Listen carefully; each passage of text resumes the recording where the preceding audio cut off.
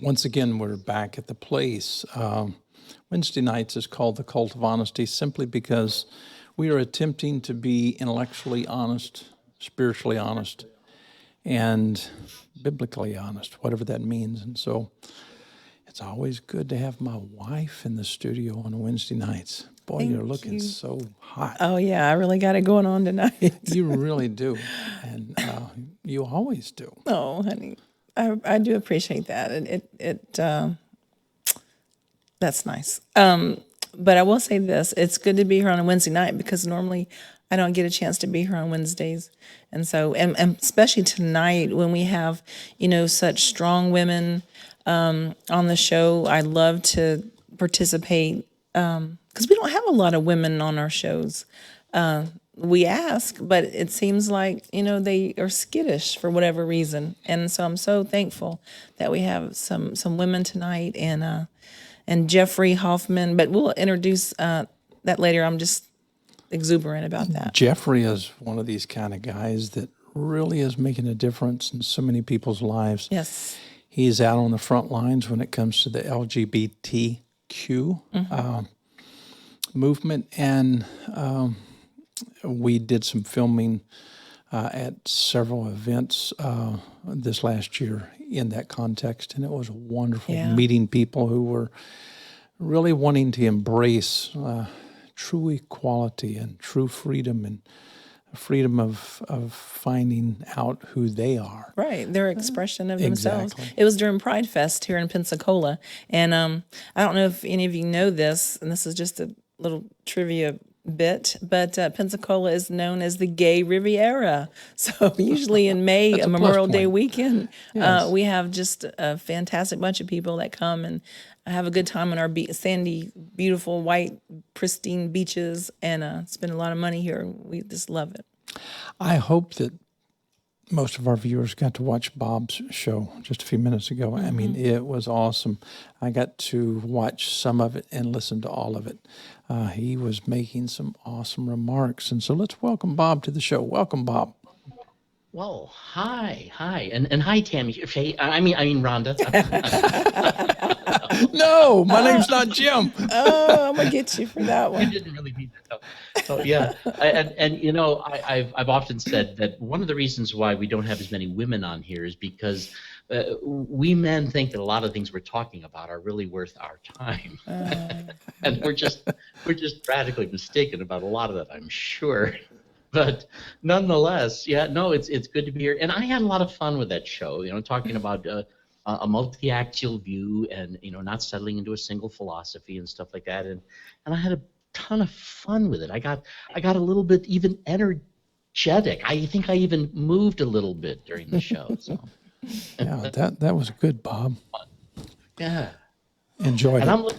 I'm looking forward to tonight because tonight our topic is really going to be something that's really just a small part of my own past, involving a school that I only attended for 3 semesters, and some issues going on there. And so I'm really looking forward to it, not just because of that blast from the past, but because I think that it's a very important issue, and I'm curious to see how the Christian community is going to deal with this issue, and see if this is going to be either the same old, or perhaps an opportunity for things to really move further forward. I was sharing with you, honey, earlier today. I said this is going to be a powerful program simply because, the timing is just right. Bill Cosby is having, 20 plus women who are finally coming forward. And you have pros and cons concerning that.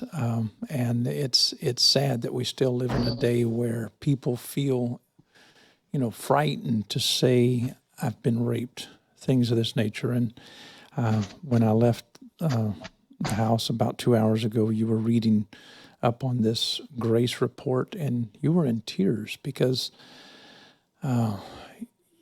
you could see what these people were going through. And I don't know that I'm going to be able to make comments like you can in this show.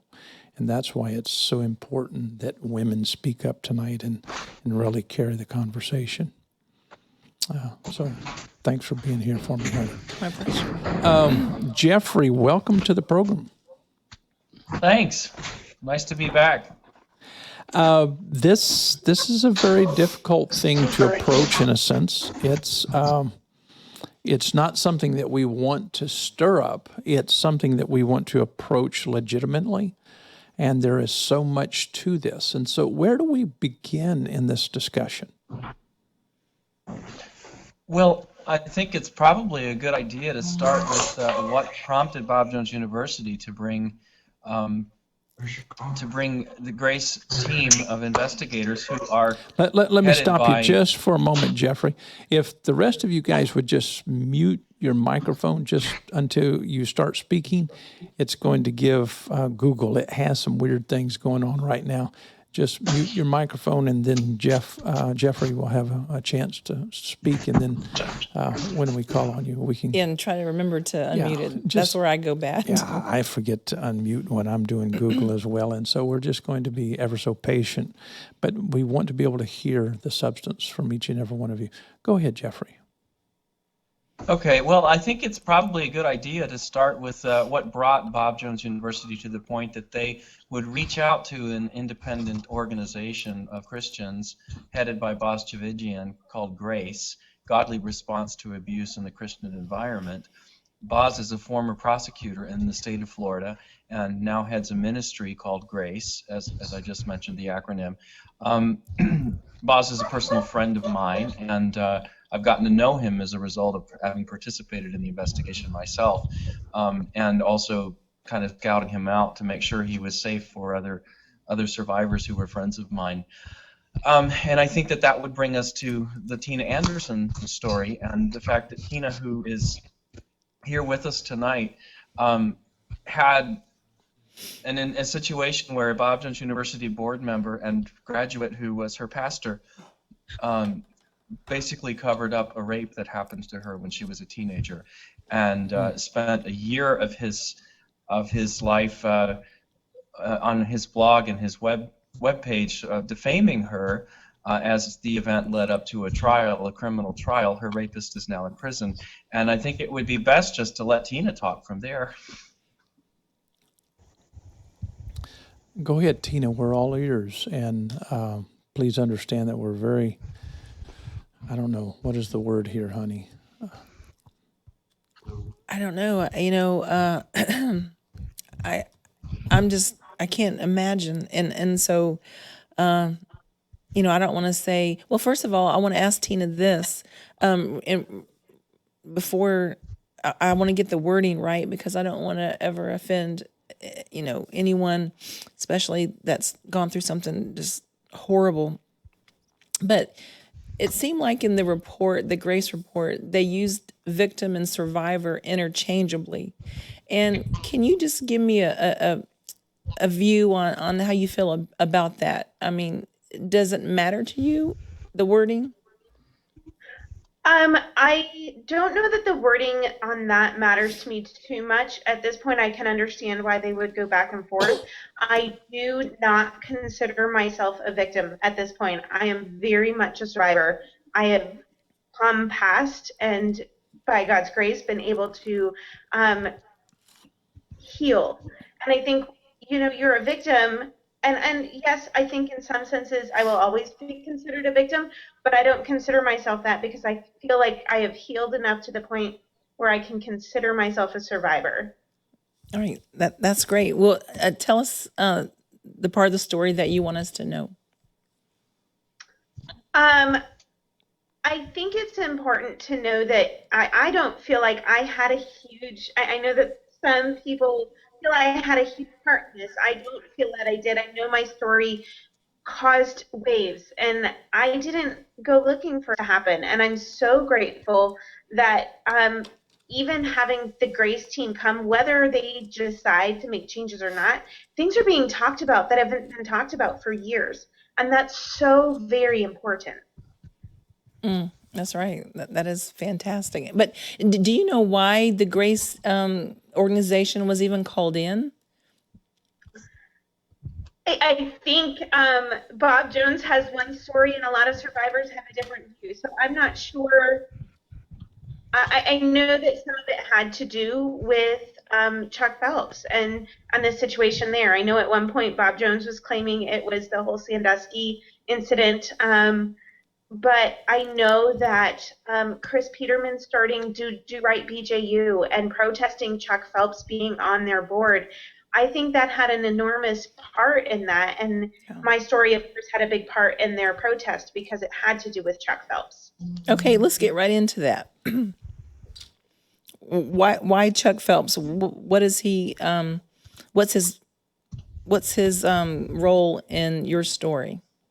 Chuck Phelps was my pastor when I was a young kid, and he knew that not only had my stepfather brutally beaten and sexually abused me, but I had also been raped by another man in the church. And when I came to him with me being pregnant, they put me in front of the church and made me apologize for a 38-year-old man raping me when I was 15. And then they sent me across the country to live with people I didn't know and forced me to give my baby up for adoption. Wow. I need you to, to address this because, this just, is, I don't know. I'm speechless. Would you just continue to tell us a little bit more about this? Because I can't imagine, a pastor listening to a young lady. I think you were 15 when this started happening, or was She that became pregnant. the time that you were raped and became pregnant? Yes, I was much younger when I was brutalized by my stepfather, but I was 15 when I was raped by the man in the church. And you had to stand in front of the church and apologize for being pregnant? I had to apologize because I had gone to the door when nobody was home. And so he made me stand in front of the church and apologize for allowing a compromising situation to occur because he said I had allowed him into my home. I just have like a bunch of rage right now. Just, because when you hear Right, it for can the first, understand that, yeah. I've heard it once before today, but when you hear it, you just want to, I don't know, I guess I'm not at the foot of the cross enough, but I'm just in a rage right now. But Tina, you said your stepfather was involved in your early abuse, but your mother, what's the story there when you had to stand in front of that church? Was she beside you? Did she encourage you to do that? Did you have her support?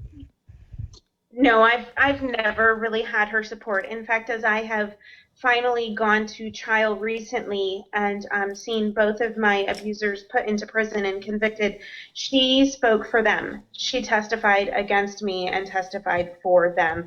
She is actually still with my stepfather, who has admitted to abusing and molesting me. Wow. So this, Wow. Bob, what do you think about Chuck Phelps?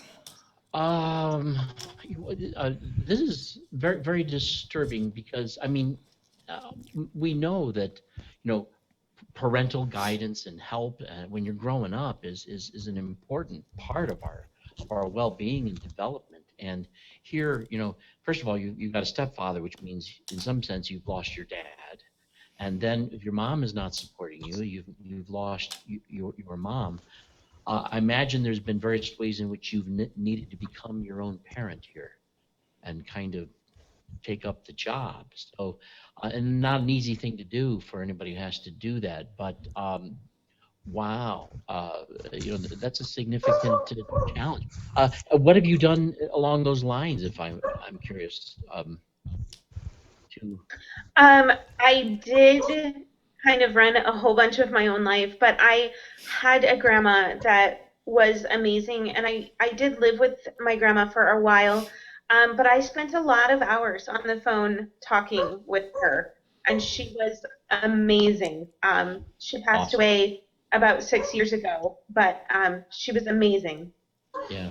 So you had a redemptive adult in your life who was somebody who could at least give you a sense of healthier balance as to what's really going on. Yeah. Yes.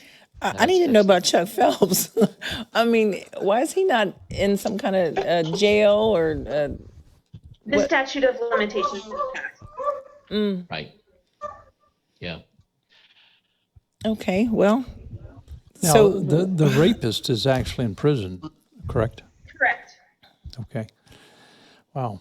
This is something that, is extremely troubling.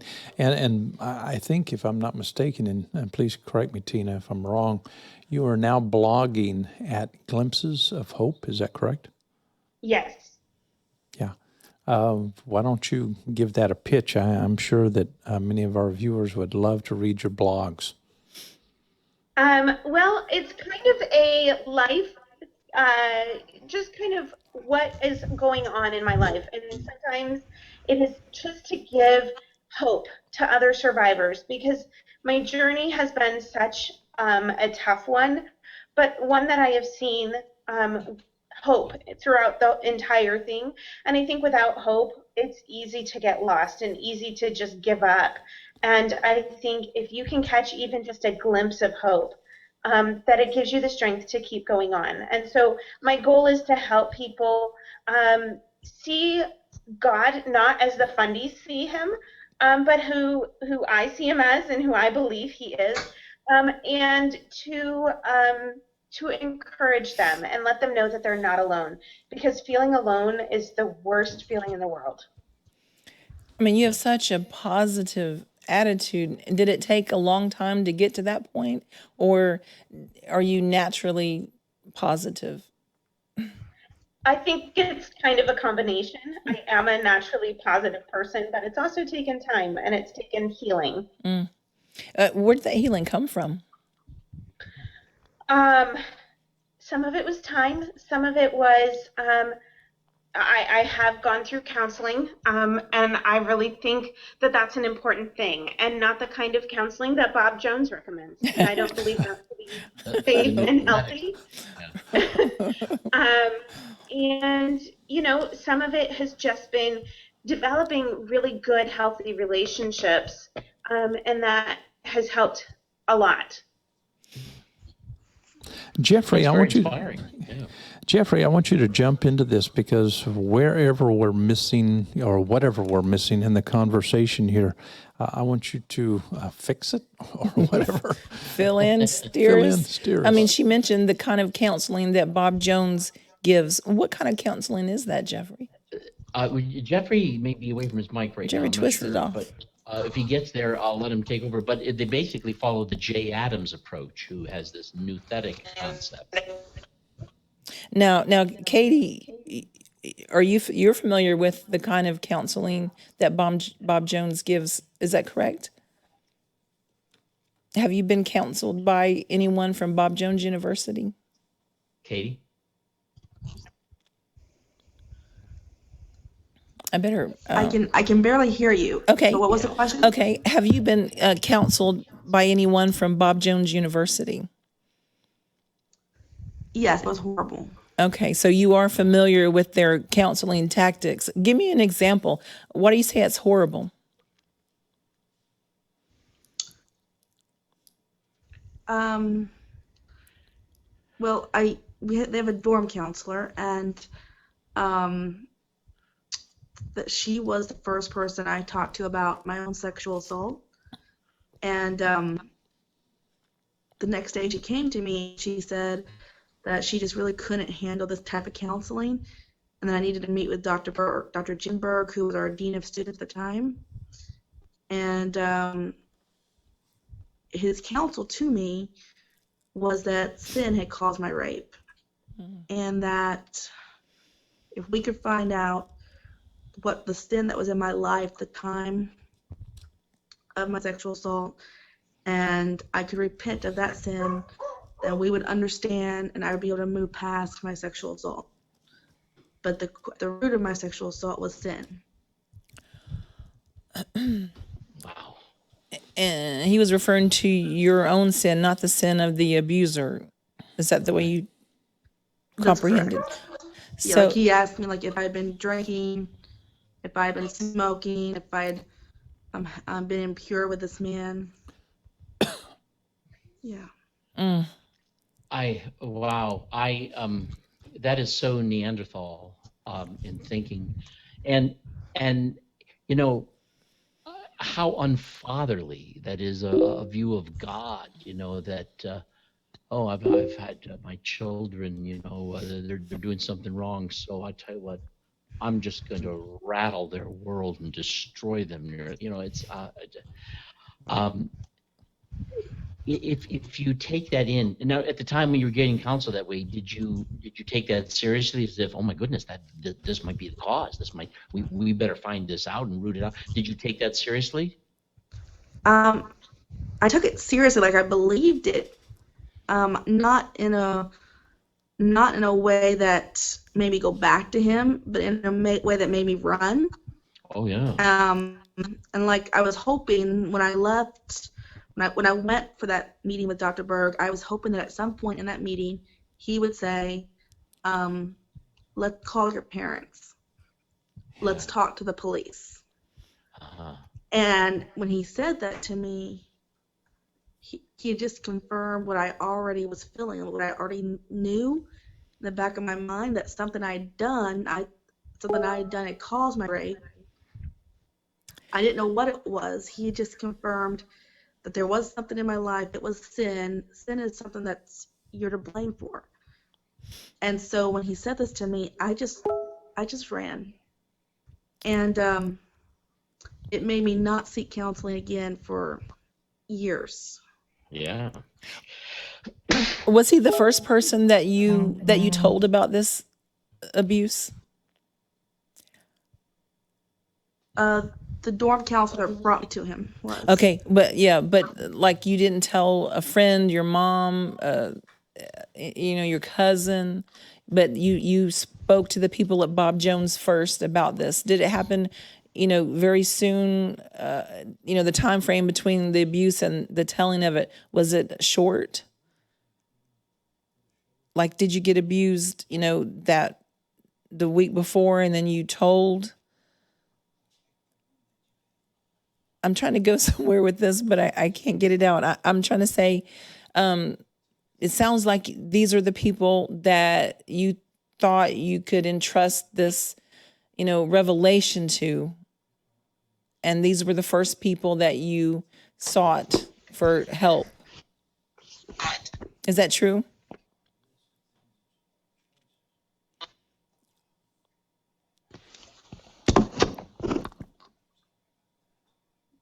We may have lost audio. Okay.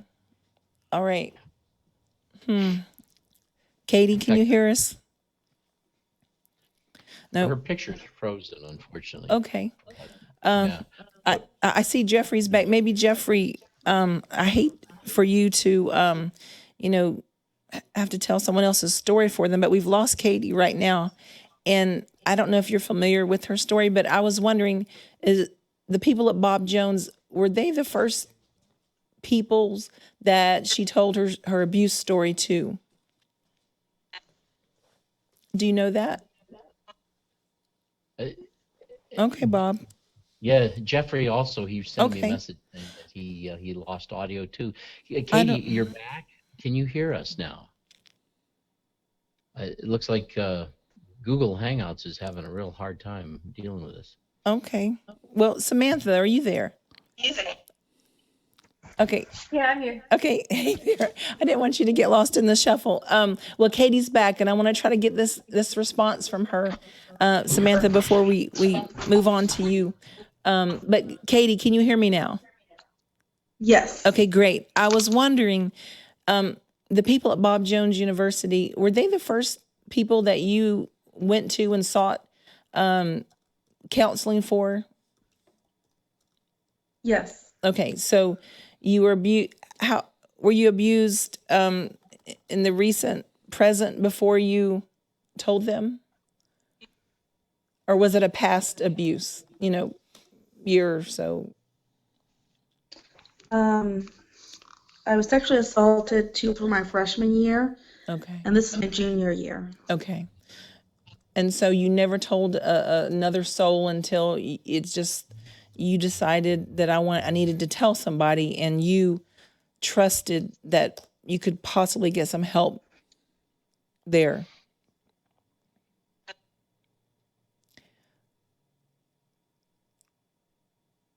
Okay, we're just having issues with Katie's audio. Yeah. I hate that because We're not having any problems with Bob's. That indicates that the Google is coming out, but it must be her bandwidth. And so, that could be so. Yeah. let's go to Okay. someone else Well, until that straightens itself out. Okay, Samantha. Hey there. I love your hair color, by the way. That's great.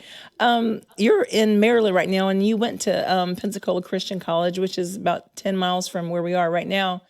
Tell us some of your story. What's the important thing that you want us to know?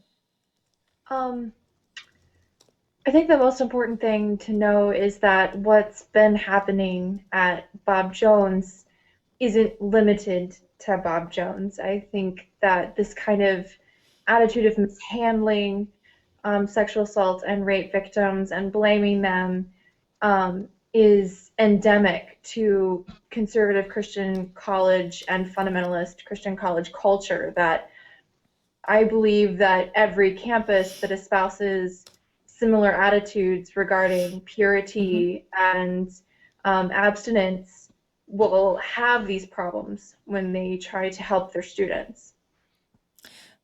And I think you're exactly right. Exactly right. I was thinking to myself, and Bob and Honey and Jeffrey, y'all jump in. I thought as I was reading the report from Bob Jones and some of the counseling methods from Dr. Berg and Dr. Wood and Dr. Fremont, I said to myself, I see part of the problem here with their counseling methods is, and I don't want to be disrespectful, is they're using the Bible. And I think that's a big problem. Just like you were saying, Samantha, the emphasis on the woman, and what she wears. And, I love the ad where the woman has no shirt on and written across her chest is, "I'm still not asking for it."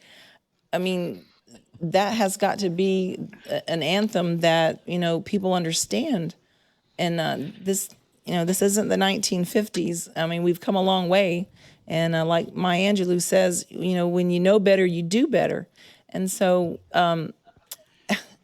Something that I find kind of amazing and unfortunately quite ignorant is, I mean, it's no secret that that women tend to have more of a social and relational barrier between them and the freedom to be sexually expressive than men do. And yet, when it comes to religion, men seem to really want to blame the women for their lack of boundary.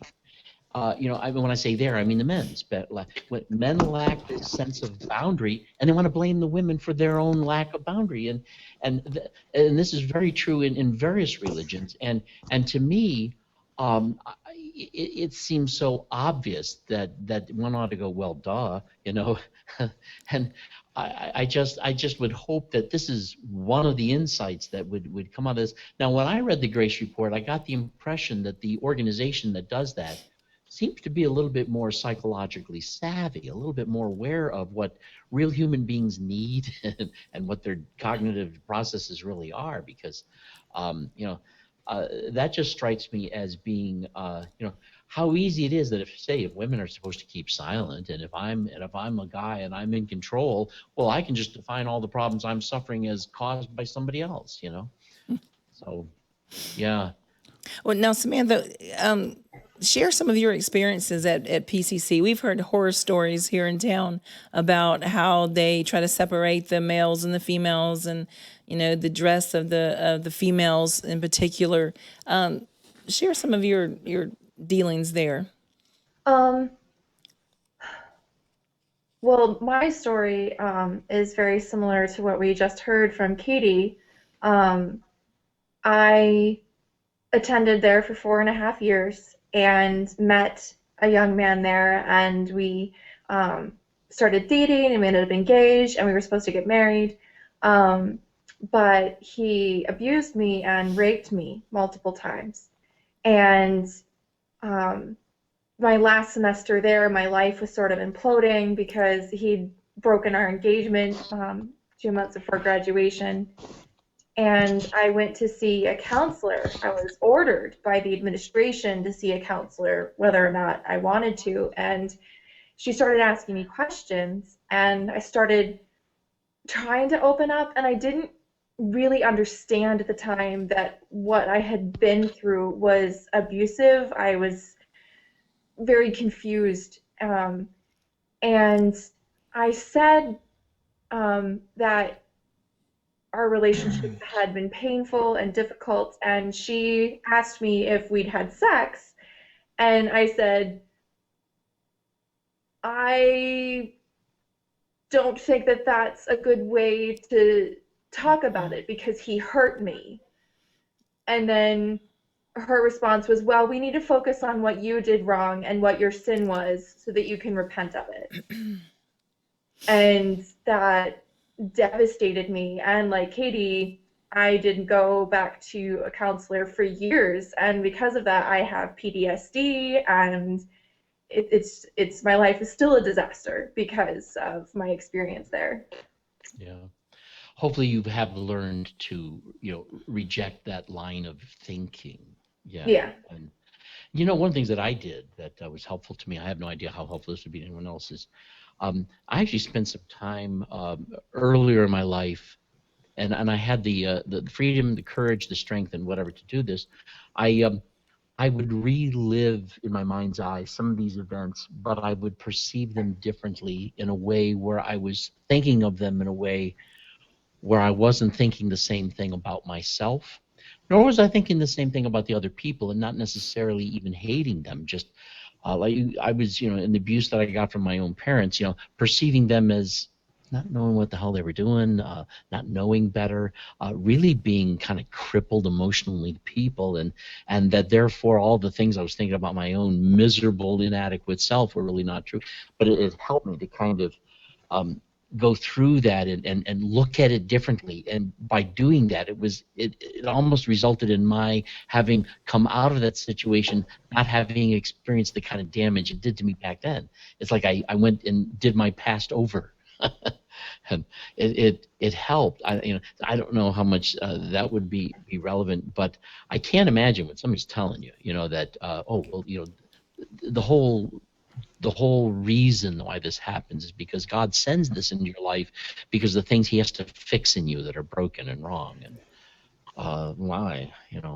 That's not true. Things happen sometimes in your life because other people just lack the love and concern and compassion to realize they're violating you. Yep. Absolutely.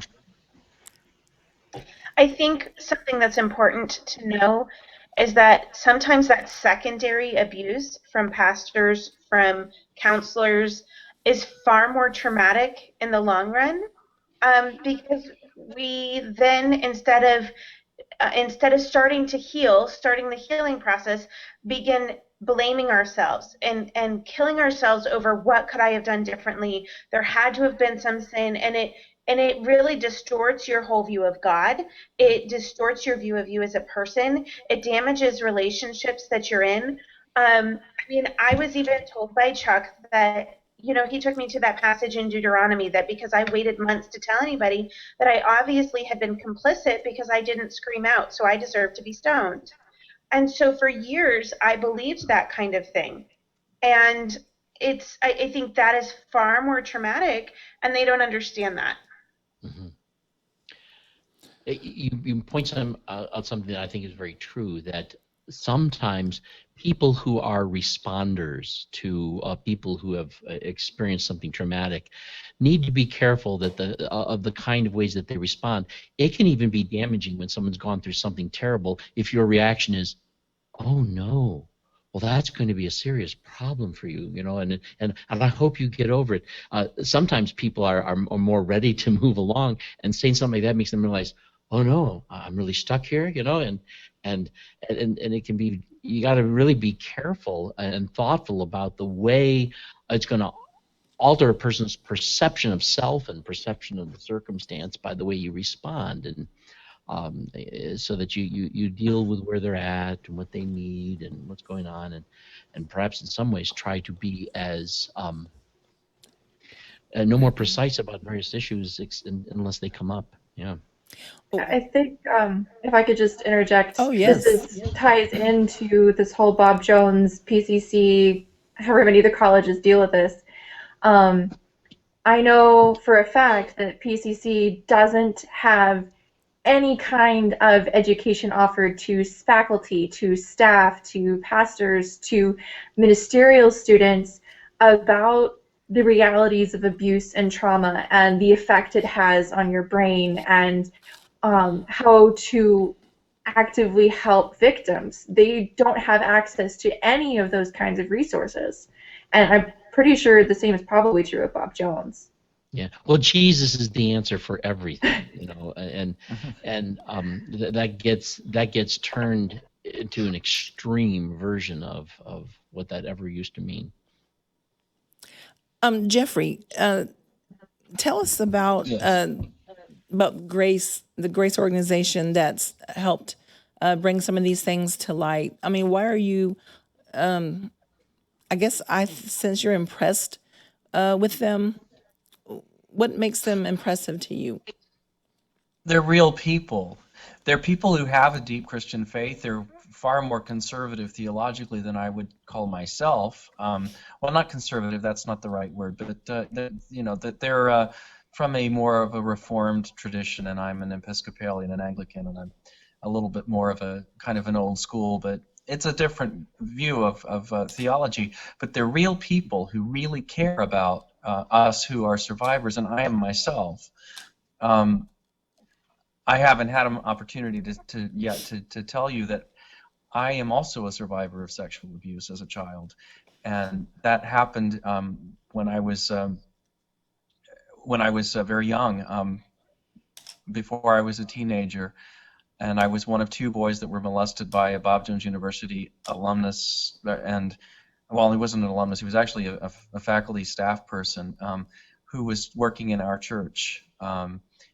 And as a part of the children's ministry, he found himself alone with us and sexually abused us in ways that were for me very traumatic. Knowing at that point that I was different from other boys. Obviously, I'm gay, and that's something I'm not proud of or ashamed of, but it's something that has become a very big part of my public life at this point in the last couple of years.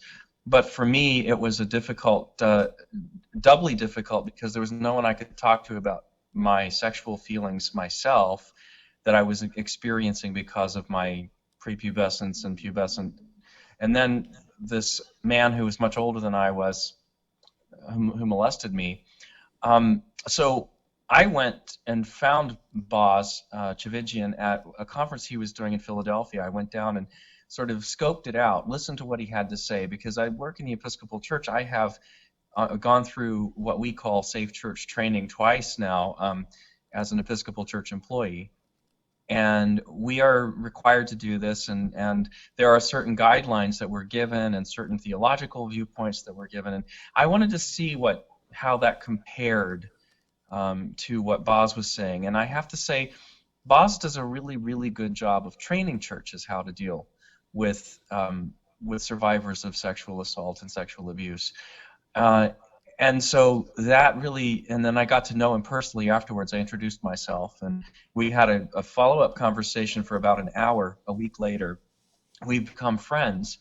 And I know that despite our differences, Boz cares about me as a person. And we have a good friendship, and we're able to communicate, and regularly he reaches out to when he knows I'm going through something difficult. When I made a police report, when I went to pick up a police report, he was available to me for, just as a friend more than anything, but as a support. And he has been that way for so many other survivors that I know. And so I felt I could trust them based on their compassion. It isn't so important that people do things exactly right, because we're all going to make mistakes. But when you're responding to a sexual abuse or sexual assault survivor who discloses something so personal and so painful to you, if you're genuinely caring and responding to them, that's the first step. These people are also professionals in investigating and dealing with therapy and other ways of dealing with the childhood or sexual assault that happens to people, and they're really good at investigating. But first of all, they care, and that's the most important thing. I got the impression they even care about Bob Jones, and I was impressed with in reading the report. I'm sure that Bob Jones has never had anyone that compassionately take them to task, like that report did, which was pretty good. By the way, before I forget, Jeffrey, you have a way of texting Katie, don't you? I do. Katie lost contact, and I told her to try to join us back. She's going. I guess she's trying to. Yeah. Okay, good. I'm on I my just wanted to make iPhone, so sure I that can't if you flip could back and talk, forth too easily, because then I lose you guys too. right. I just wanted to make sure that she was fine, and that it wasn't just a technical problem. But yeah. I think it was a technical thing. It dropped off. Okay, good. All right. Jeffrey, you mentioned that about a police report. Did you file a police report based on your childhood molestation? When I participated in the Grace Report, I had actually a couple of years prior, I had actually called the police department in South Carolina to begin the process of making a report, because in my home church there had been several arrests of pedophiles, and I called to let the police department know that they hadn't gotten everybody that they needed to get. I didn't name a name because that was a really difficult thing for me to do, and to use the language of pedophilia or hebephilia even was something that was still very new to me, and something I couldn't even, with someone who I loved and who was an important and powerful figure in my life at that point in my life. It was very difficult for me to, while I knew what he did to me made me uncomfortable and confused me, I couldn't call him a pedophile. I can today, but I couldn't even 3 years ago. That was how difficult it was for me to get to that point. So I filed a police report because Grace required all of us who disclosed sexual assault and sexual abuse, especially childhood sexual abuse. We were required, as part of our participation in the Grace report, to file a police report for that. And so they actually went with me to the police and helped me file the report, just as support, because I had to do it, obviously. But they helped me, and then they asked me to see a copy of my report, which they currently have, and I have as well. But that was a whole FOIA request and everything. So there was a lot of hand-holding that they did through that process, because it's a very traumatic process to deal with law enforcement in this context. Yeah, because law law enforcement doesn't necessarily believe everything you tell them. Right. Now, I would wonder how that works out in some cases, because the statute of limitations is different in every state. In some states, if an alleged crime is past the statute of limitations, they won't even let you file a report. I think you can always file a police report. Yeah. But in South Carolina, there is no statute of limitations on this kind of crime, nor in New Hampshire. In New Hampshire, there is. Which makes a difference. Oh, there is. Yeah. They have until a victim is 40 years old in New Hampshire. Goodness. Now, I think in New York, where I am, that there was for a while there was the statute of limitations begins the moment a person remembers the event, and then has a certain period of time. But now in New York, there have been too many cases of demonstrated false memories. So it's unfortunate that I think that kind of thing.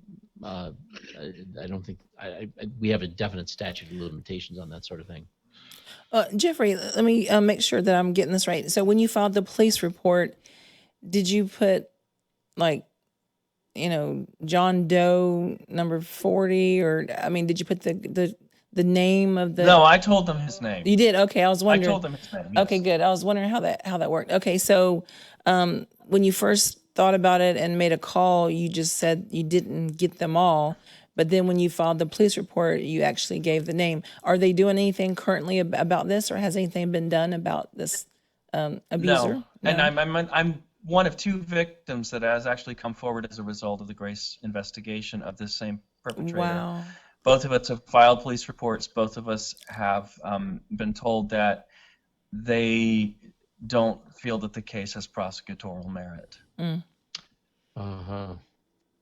And for various reasons. It's unfortunate, but you know, I gotta say that knowing what I know about the prison system, I definitely think these people need to be held to account. But I'm not so sure that sending them to prison and having them come back out again is the thing that solves any problem. You know, that's sometimes these people, they end up in prison, they only come out even worse human beings than they went in, and now we set them loose.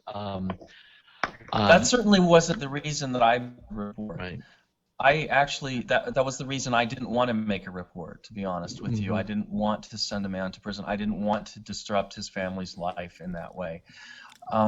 He didn't rape me. I mean, I am lucky in that, because the other people here in this conversation have, in some respects, endured a far more severe trauma than I have. But Yeah. I wanted to come forward, and the reason that I did make a police report is because I think that it's important to understand the psychology of a pedophile is that they don't stop. If they get away with it once, they do it again. If they get away with it again, they do it again, and it escalates. And my fear has always been that there's always going to be another victim who needs my support. Right. Yeah. Well, they may be on this guy's trail, yeah. And there's a sense in which they may have considered your situation statutorial, in a sense, that it was really just an adult taking advantage of a child in a very abusive manner, but not anything as violent as say a rape. Who knows how they, I don't know how they categorize these things, particularly when it comes to criminal definitions. Well, the criminal definition in South Carolina is that what happened to me is third-degree sexual assault. That's unequivocal. Third-degree sexual assault, yeah. But right. That being said, it's third degree. You know, I think a lot of the problems, namely in church life and in seminary life, is in that a lot of these people feel as if to go to the government is possibly a lack of faith. Let me share this. I had a pastor friend of mine come to me and he said, hey, my brother-in-law raped my son, and at this time his son was something like 6 years old, and also raped his brother, and his brother was something like 14 years old. And I told this pastor, I said, you need to file charges immediately. He said, no, we've already got the ball rolling. I said, what do you mean you have the ball rolling? He said, we have taken him to another city, and they went through a process of casting out demons, and we feel like all the demons are out of him. And I said, that's bullshit. I said, you need to get this person professional counseling, and you also need to contact the authorities. And I said, I'm going to do this, and I'm not doing this to be mean, but I'm doing this to protect you, your son, and your brother. You have less than 24 hours to make contact, or I will, and you will wind up getting in trouble unless it's reported. And boy, I received all kinds of nasty phone calls from his wife and other people in his family because I was pushing it to be turned over to the authorities. I did turn it over to the authorities, and the authorities rebuked this pastor and subsequent pastors who were hiding not just one, but several other people going through this process of getting demons cast out of them, because there were many people who had come forward who had been molested, and we're talking about children, we're talking about adults, we're talking about all kinds of people. But these church people felt like they could take control. They had the best answer. They could take these matters to the Lord and settle them there. And I kept telling these individuals, I said, the facts push back on what's happening here, because when it comes to pedophiles, we really don't have any data that would support anyone in that context actually being cured. And so this is something that will continue to repeat itself. And when it comes to people raping, that's one of these things that you just don't lay hands on them and pretend like in Jesus' name something comes out. We need to be very, very honest and very thorough in this and deal with it.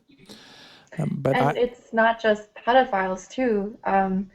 Most of the studies that we have show that the vast majorities of the rapes that are committed every year are committed by people who are repeat offenders, that they Exactly. have a methodology that works for them and they do it multiple times. Right.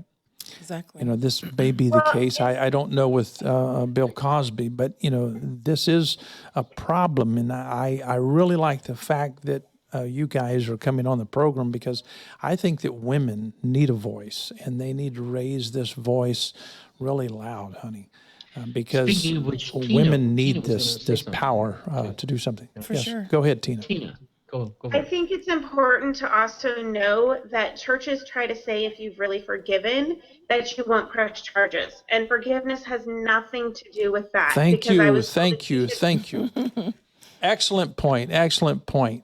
I was asked on the stand when having to testify against an individual who was abusing her children to the degree that I won't go into on this program. And the defense attorney asked me this question: do you forgive this individual? And my comment was, this is not an issue of forgiveness. This is an issue of trying to keep the children from being a guinea pig once again.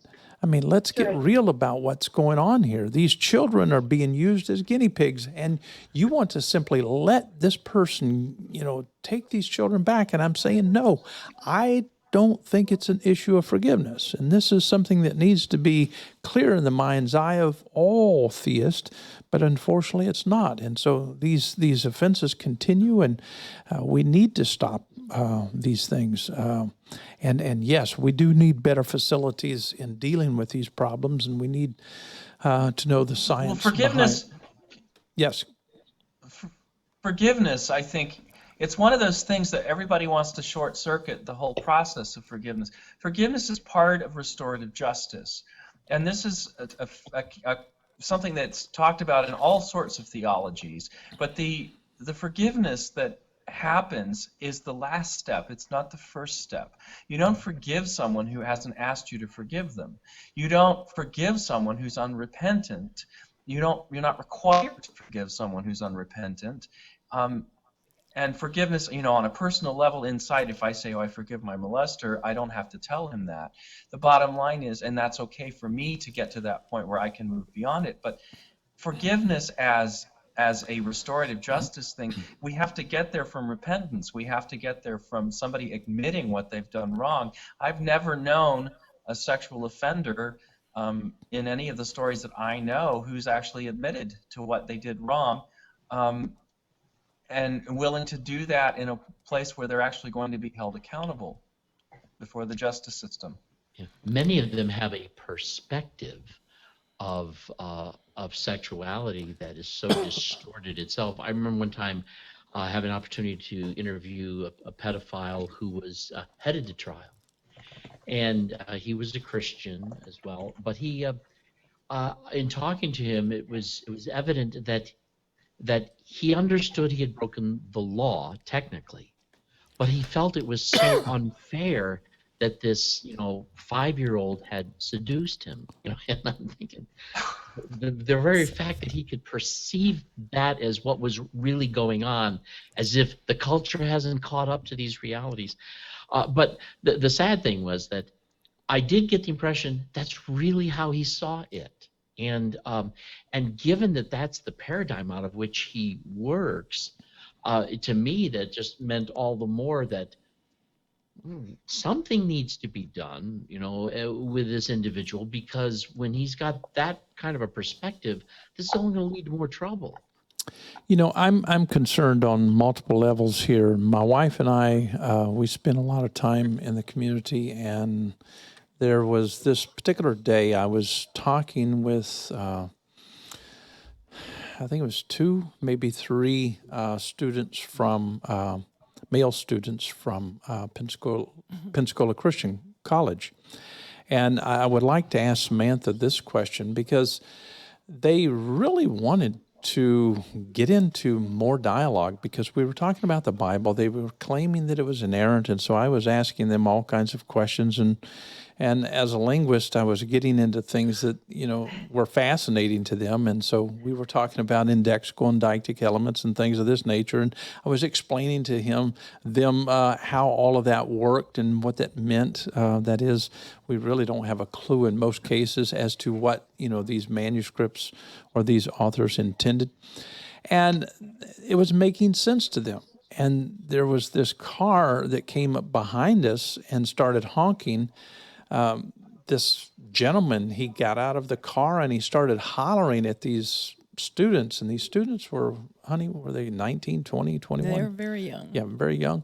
But they said, "Oh, we've got to go. He's our boss or leader or something like that." But it was like they were cowing down to this individual.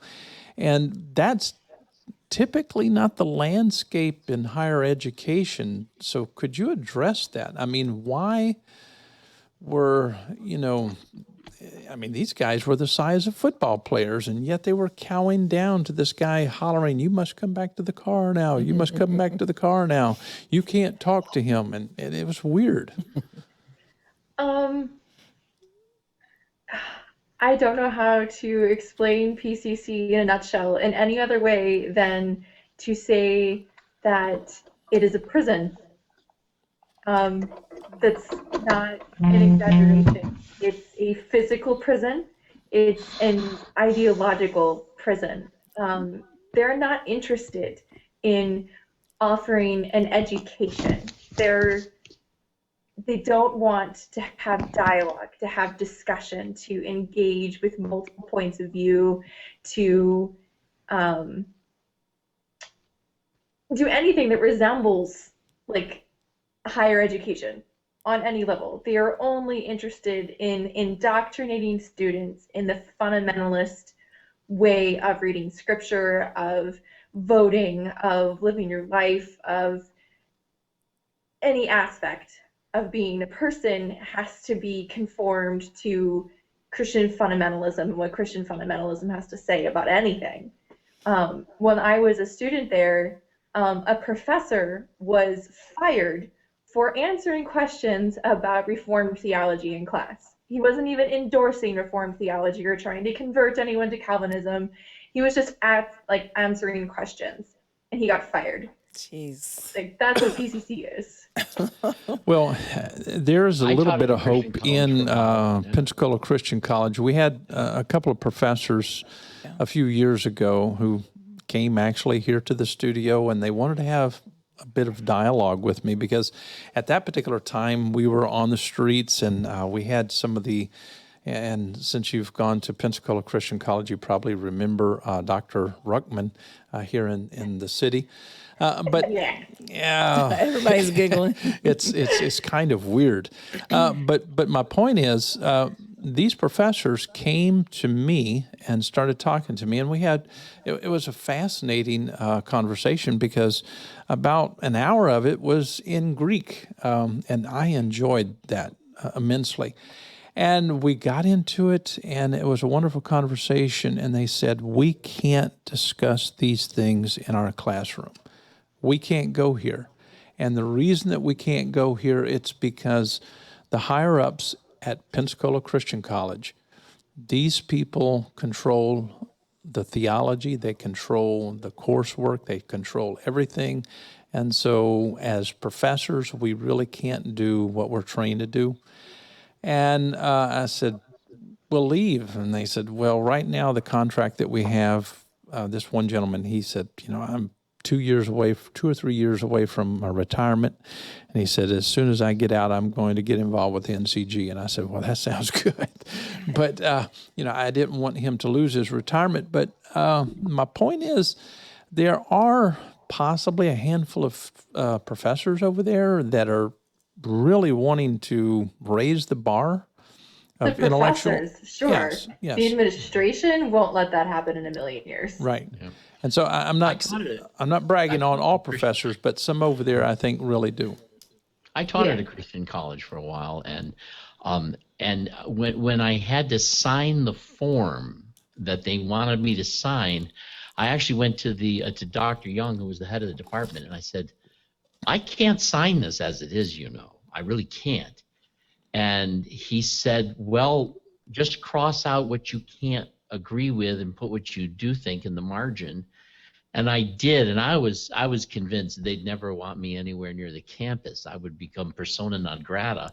But they actually did hire me, but I was not allowed to talk to the students about anything. My topic was digital audio recording, and I was not allowed to talk to them about anything but digital audio recording. It was like, my goodness, the idea that actual discussion would poison a mind instead of get a mind thinking about things. And if the truth is is that delicate that even just an honest discussion about it could poison a mind, is something that I just, as a college professor, I find that hard to even fathom. I teach in a secular college now. I teach sound engineering and digital audio recording, and we have a blast. we pursue everything. I mean, any question is good. Yeah, love questions. Love even off-topic questions. Isn't that kind of the point of college? Yeah, and it's not that there's a liberal agenda, but there is there's an exploratory agenda. Look at various ideas, expand the paradigm. Look out, try things. And try ideas, and and people who are very rigid don't like it, but those of us who are not so rigid, we're having a blast. Jeffrey, let me ask you this. In reading the Grace Report, I noticed that this statistic, and I don't have them in front of me, but the majority of people were discouraged from going to the police and filing reports. That is my understanding from the people that I know who have stories to tell, or who have had stories to tell to Grace. I obviously never told anyone at Bob Jones because I was afraid that it would implicate my sexual orientation, and that it would bring up a whole can of discussion, or can of worms of a discussion from their perspective that I wasn't comfortable even dealing with myself. So I kind of lived my stuff in secret. But the people that I do know, and my experience of those that I have talked to in depth about this, is that was always the case. That you shouldn't tell. You'll hurt the ministry. You'll Right. hurt the person if you put them. It's the same thing with child abuse. I mean, we were told from the pulpit growing up in the fundamentalist churches around Bob Jones that parents who were reported for child abuse, the children will be taken away from them, and Department of Social Services or Child Protective Services would come in and take your children away from you, and that would just break up families. And we were living in fear of ever telling anything to an authority figure in the secular government world for that reason. And the truth of the matter is, of course, if you know anything about CPS, that's about the last thing they do. It's a real last resort. A child has to be in significant danger for them to be separated from their mother or from their families. Even when they don't necessarily discourage it outright, they discourage it by how they preach and what they say from the pulpit. I mean, even I talked to Grace. I don't know that it was in the report, but I talked to them not because I ever went to Bob Jones or any of that, but because after my rapist had been convicted, they slandered me publicly from the chapel pulpit because they were going to cover for Chuck Phelps. And so I had more than one person come to me and tell me they said this, they said this, they said this. So in light of a victim whose case had been prosecuted and won, they're slandering me publicly. So if they're doing that, who is going to want to come and tell them anything? My goodness. I just want to talk about Chuck Phelps. I'm sorry, you've probably forgiven him, but I'm having a hard time right now. Chuck Phelps, he was on the board. Is that true? About 2011 or so, he was still on the Yes. board at Bob Jones. Okay, so you believe that's the main impetus, I guess, of Grace possibly coming, them asking Grace to come, because when I started reading, I said something has precipitated this. You're just not going to incur all these expenses and all this publicity unless you're either trying to make good on something, or you're trying to put a best foot forward for a reason, or you're being forced to. And so people can say that it was really good of Bob Jones University to bring in, they called it an ombudsman, kind of an honest broker for them to investigate these things. But right off the bat, I'm just maybe a skeptic, and I just hollered BS right away, and I said, no, in my heart and mind, something made this happen other than they just wanted to really help their people. And if I think there go ahead. I think there were several things that precipitated it. There was an online petition from alumni. I think that Good. there were some people who were victims and survivors who were actually talking to them about their own stories. I think there's probably a huge amount of institutional liability here, and they wanted to figure out how to deal with it. But I think that we ought to at least give them credit for having hired Grace and for having. I mean, they paid for the investigation. It wasn't a government investigation. It wasn't something that was forced upon them. They actually undertook it of their own volition, and they paid for it. And as Bob said, they're pretty severely taken to task. The exposure that happens in the Grace Report to the absolute amateur way that they dealt with people who were struggling with really serious psychological and emotional issues as a result of sexual assault and sexual abuse. Not that those are the only psychological issues that their counselors have dealt with, but that was the focus of the investigation. Just the amateurish and incompetent way in which those things were dealt with. For Grace to have come in and been paid to really summarize those things, I think is, that's a step in the right direction. Let's hope that they'll take the advice that they were given. Mm-hmm. Very true. But my question would be, go ahead, Bob. Oh, speaking of which, what do you think will be the outcome of this? If we could read some tea leaves for a while, what do you think Bob Jones University is going to do? This doesn't strike me as the kind of a situation they can easily just kind of talk around or respin. It's not quite the same. They're trying.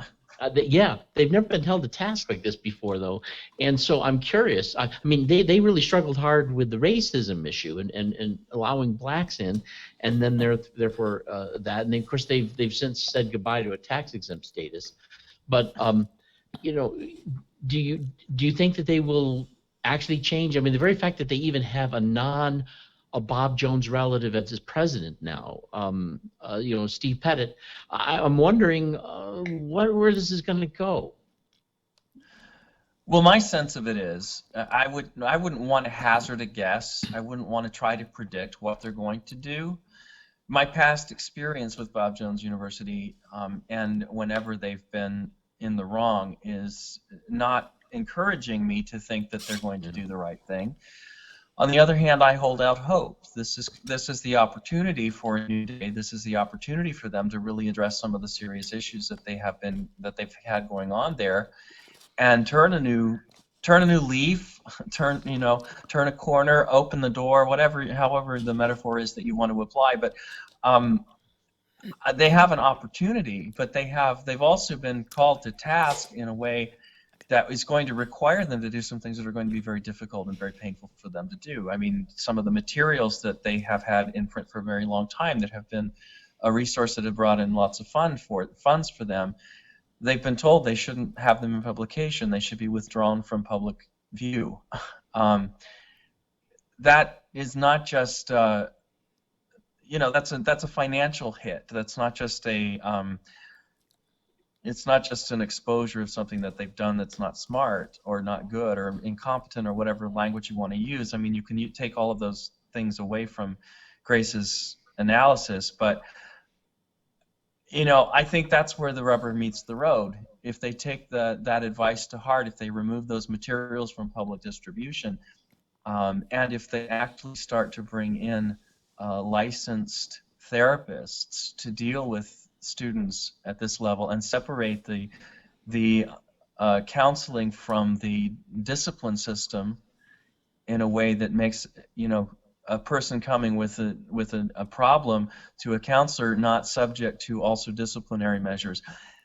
That's where the rubber hits the road. And if they follow those pieces of advice that they were given, that they paid quite dearly for, then I think that, yes, that would be wonderful. And I hold out hope that will be what happens, but who knows?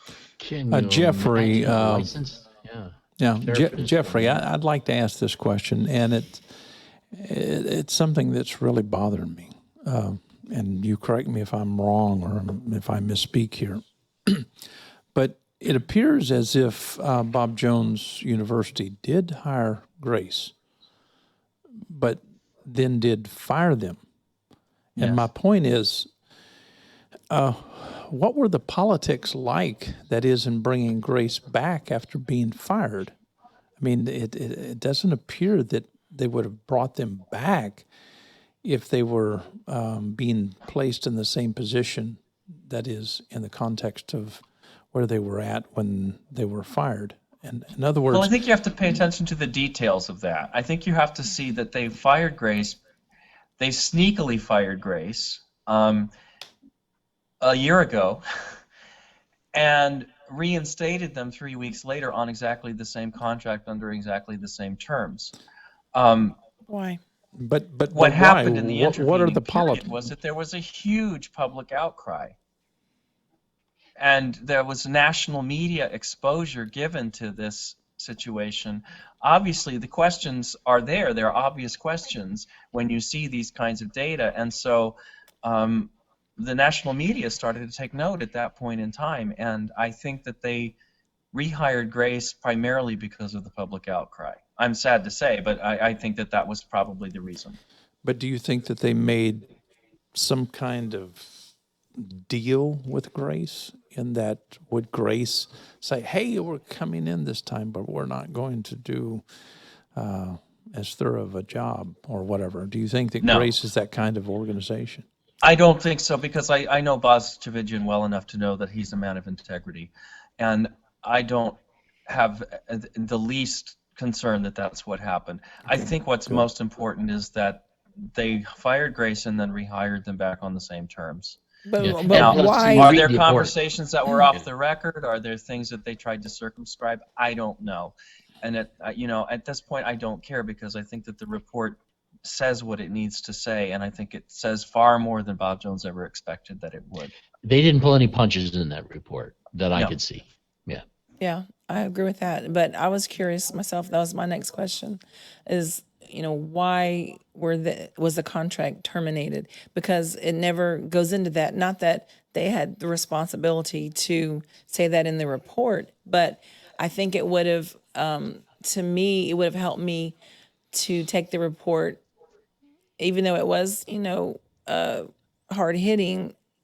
It would have made me feel a bit better about the whole thing. If I guess I just I'm nosy. Maybe that's what it was. I just wanted to know why. What happened? I'll just be honest. Well, I think that you have to understand too, as Bob mentioned, Bob Jones University, for the first time in its almost 100-year history, has a man at the presidency helm right now who is not named Jones. True. And who is not related to the founder of the school. I think that's an indication of a rather large power struggle that was going on behind the scenes last year. How can you be a hostile witness for the prosecution and then still remain as part of BJU? I don't get that. I mean, Tina Anderson has a wonderful attitude right now, and I just don't get it. Back to Chuck Phelps. I'm wondering, why is he still there? I mean, Is he still there? No.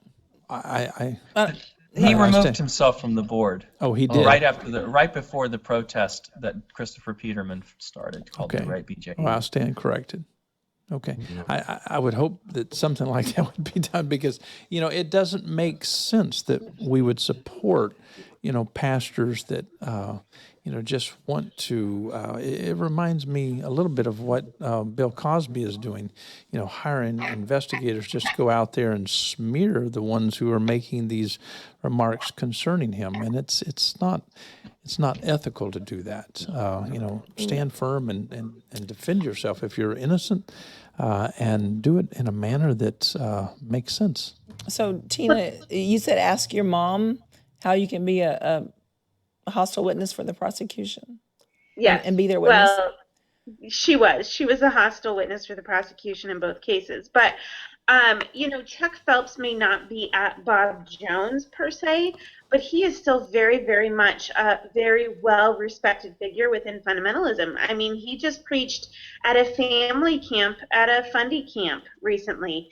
He is still asked to speak at places. He's still on boards. But it's interesting to me, a long time ago you could see lists of people who are on like mission boards and all of that, and my husband went and did a lot of research, and Chuck was on a lot of those, and now a lot of those lists are hidden, and so you can't actually see who is on those boards.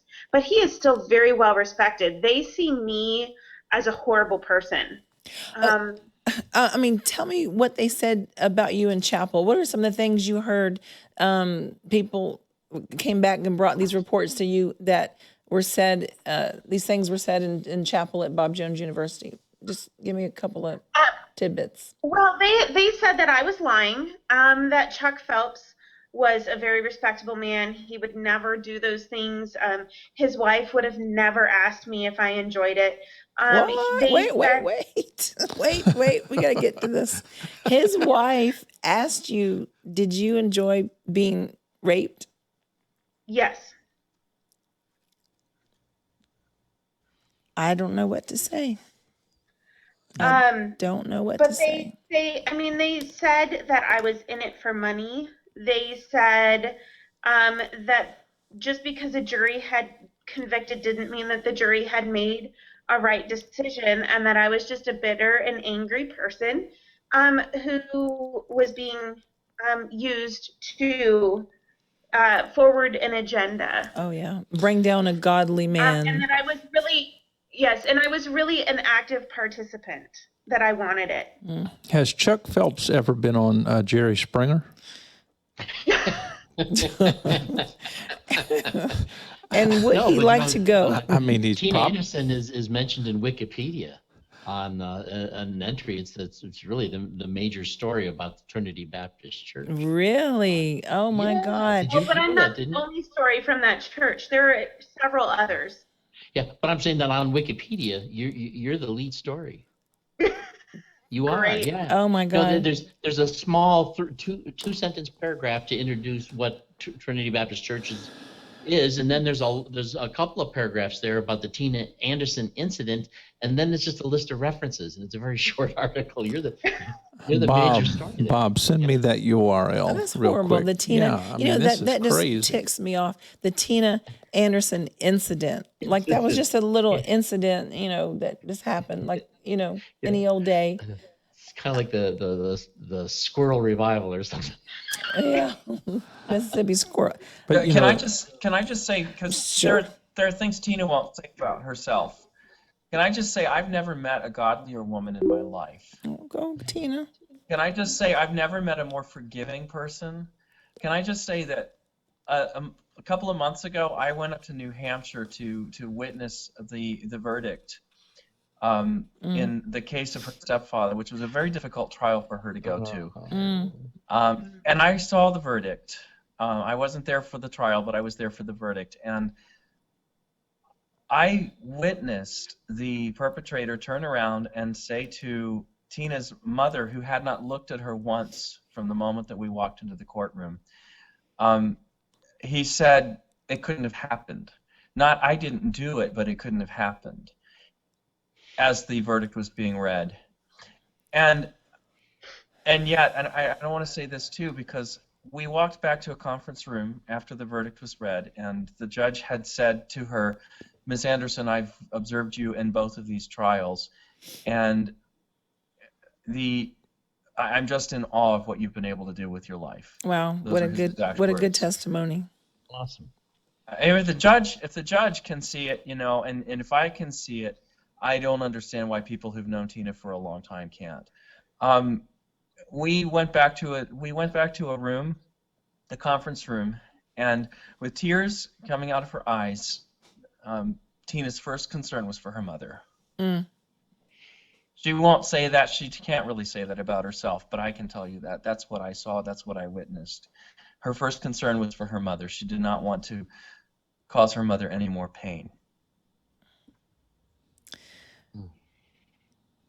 Wow, that's when you can say that about somebody, that they just embody forgiveness and grace And love. and love. That she's a better woman than me. That's awesome. That is awesome. Tina, the 38-year-old man who impregnated you, he's in prison? Yes. Was I'm assuming Chuck Phelps was a part of that trial? He was a hostile witness for the prosecution as well, because they found he tried to say that it was consensual relationship, but in his counseling notes he had written that Ernie agreed, or Ernie told him without prompting that he was the aggressor. Oh, sounds like, did he attend the rape? yeah, like Chuck. He did not, but he really tried to defend Ernie and tried to paint me in a very horrible light. Well, Tina, was Ernie, a deacon or he just a parishioner, or what was his story? He was an usher. I don't know. He did a lot of things in the church, so there's been a lot of back and forth on whether he was a deacon or not. I don't know. Okay. There's actually a matter before the Supreme Court as to whether or not religious privilege was violated, but I hope that wouldn't complicate anything there. His final appeal has been denied. Oh, okay. Good. Yeah. They tried to make that appeal on those grounds, and that was absolutely denied. Okay. Yeah, because in most states, in New York State, I believe that pastors are now mandatory reporters for such things, so that privilege it just doesn't exist for such issues as that. I have a curiosity question. Since you have gone through this, and since lots of people are finding out about this, how many women have come forward to you, that is in private, and said similar things to you, indicating that there are lots of women in the same boat, in a sense? There are many, and the stories that I could tell you would break your heart, but they're not mine to share. Yeah. But I can tell you that my heart is broken as I talk to these girls. And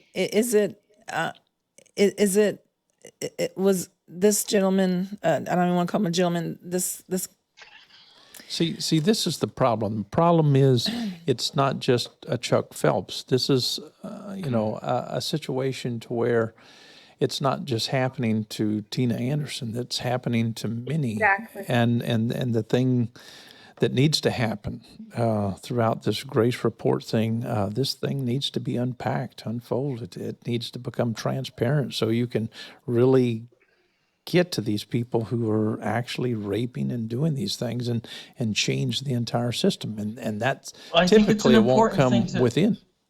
Go ahead, Jeffrey. It's important to note, really, that Chuck Phelps received all of his ministerial training at Bob Jones. Yeah. He is exactly the product that they sell. He is exactly like every other pastor that they've turned out, who they're all across the world. And there's a lot of tie-in with Pensacola Christian College, even though they're competitors. They're also related, and Hiles Anderson College, and Maranatha Baptist Bible College. They're all turning out people who have these very same core principles in terms of what they do and how they feel that they should respond in a situation like this. So it is a bigger problem than Chuck Phelps and Tina Anderson. Like Tina wasn't the only attempted victim of this particular perpetrator we know. Sure. In my particular case, my rapist, he graduated from PCC and now he's a youth pastor. I knew it. Oh my God. I knew it. I knew he was a ministerial student.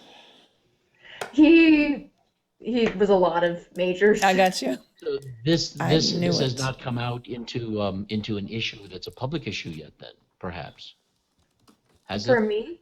Yeah. So is Yeah, are there no, people who know I've about it? never named him publicly. I filed a report with the police, but it was really just, I know his girlfriends he had after me came to me and said, I went through the same thing you did. And so I know that this is something that has continued to do, and he's going to continue to do it. And one of the young women in his charge, someday they're going to want to go to the police, and then my report will be there. Yeah. Yeah. My wife told me once that when she was a younger young lady going to a church, that there was a pastor there who was talking to her and trying to shame her for the fact that her skirts were a little bit short. And my wife at the time was also friends with the pastor's daughter, who expressed to my wife about some of the humiliating circumstances she was put through when being disciplined. And since my wife Lisa didn't have a father who was living at home, she was horrified one night when her mother, who was very faithful to the church, is talking to the pastor, and the pastor is offering his disciplinary services to her.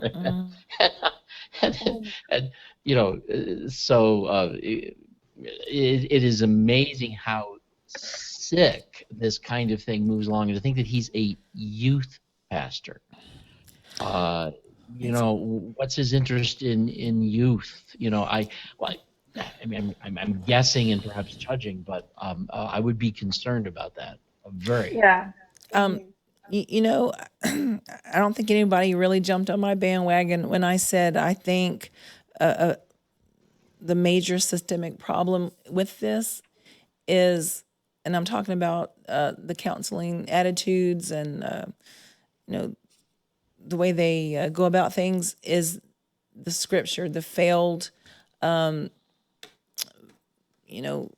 husband can speak to this better than I can, but we take a book that is so archaic and so full of, in my opinion,